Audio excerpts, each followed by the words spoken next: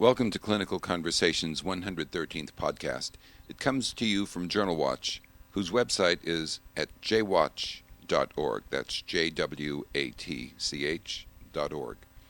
I'm Joe Elia. It's January 26th, 2011.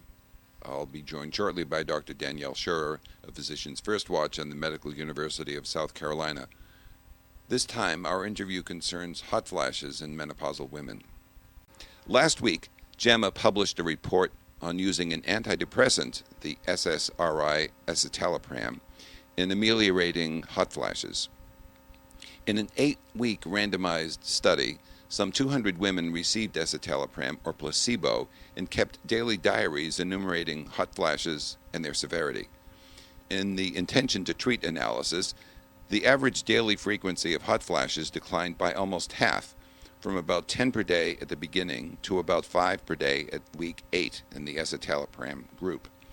The placebo recipients dropped by about 1/3. Here to talk about these results is the paper's first author, Dr. Ellen Freeman. Dr. Freeman is a research professor in the departments of obstetrics, gynecology, and psychiatry at the University of Pennsylvania School of Medicine. Welcome, Dr. Freeman. Thank you. Glad to join. Nice of you to be here.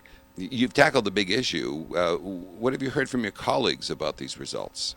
I hear more from women than I do from colleagues. And what are they saying? I hear both excitement and congratulations, how great it is to have a treatment option. And I also hear from women who say it can't possibly be correct and, wishing that we could somehow dispose of this report. So given that escitalopram is an SSRI, what's the hypothesis of why SSRIs can reduce the frequency and severity of hot flashes? Well, it supports certainly postulates of the role of serotonin receptors in the pathogenesis of hot flashes. The pathophysiology of hot flashes is not well understood. They're believed to be to arise in the central nervous system and to be linked with changes in thermoregulation. Serotonin receptors are active in the central nervous system, as is estradiol.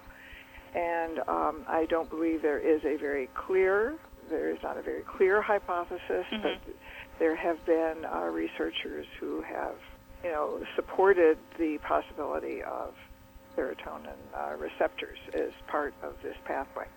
And one of the indicators that the drug was, in fact, effective is that after the treatment ended, the symptoms returned. Having said that, do you think that women will need to stay on this for long periods of time, and are there any implications of that you want to expound on?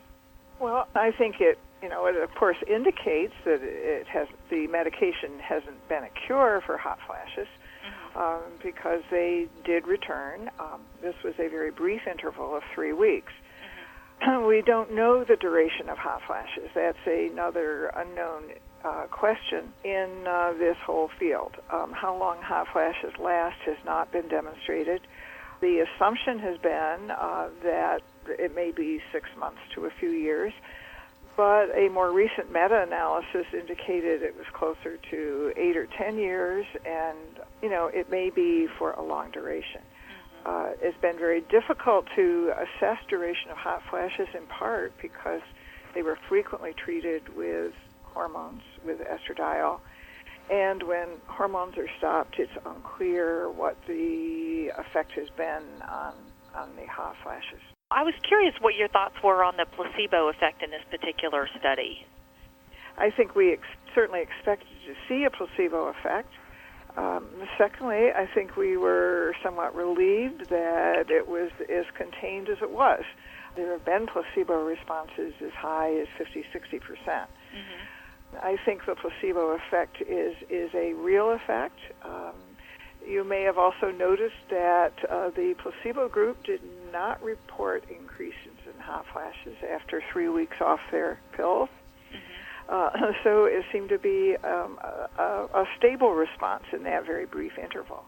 Escitalopram is expensive, and compared with other SSRIs, do you think that some other SSRIs may be as effective as escitalopram? And would you possibly be studying those? Escitalopram was previously, the whole molecule was sold as escitalopram. So one possibility would be, which is now generic, so one possibility would be to try citalopram as a less expensive option. But we, of course, do not have data. We have not studied that for hot flashes, but one could assume it's worth trying. Other SSRIs have been studied and are published in the literature as NRIs. And yes, I think, these can be tried. One would think that there were similarities more than differences, but there is considerable range in the literature of the efficacy of the SSRIs that have been investigated for hot flashes. And so maybe the good news in this regard, if in fact escitalopram is first among equals in this effect, the good news is that it's coming off its patent protection next year. Next year. So, and I'm sure will be less expensive. You think? Well, there will be a generic equivalent at some point. Right. One would think. If a clinician walks into your office this afternoon and asks you for advice about this, and some may have already, what might you say? Would you advise that they give escitalopram a trial run in a patient with difficult symptoms? Yes. If they do not wish to continue with escitalopram, in large part due to the cost, yes, we would advise that they try citalopram. We have advised that, and this is just clinical observation. We don't have hard data. It would seem that more people than not are very satisfied with the citalopram, but there are people who have said it does not work for them. And it doesn't in about half the cases, as your data show. Well, it doesn't. Escitalopram does not work in about half the cases. Yes, right. I was talking about trying citalopram. Oh, okay. And you don't have data on that? No, Okay. We did not study citalopram. Right. But citalopram, escitalopram is a divided molecule from the original citalopram.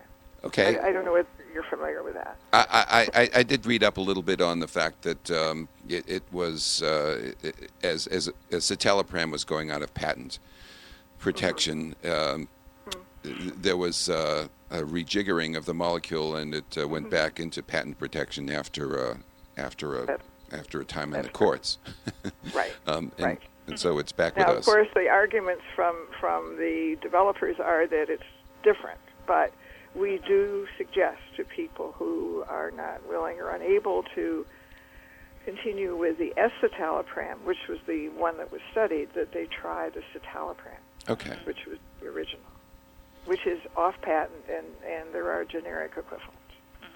Dr. Freeman, we want to thank you for spending the time with us this afternoon, and we wish you well, and we'll be looking forward to any further studies that you do in this. Okay, thank you for your interest. Thank you very much. Okay. Well, that's it for Conversation 113. Earlier podcasts are available at podcasts.jwatch.org. Clinical Conversations executive producer is Ador Yano. I'm Joe Elia. Join us next time. For myself and Dr. Danielle Schurer, thank you for listening.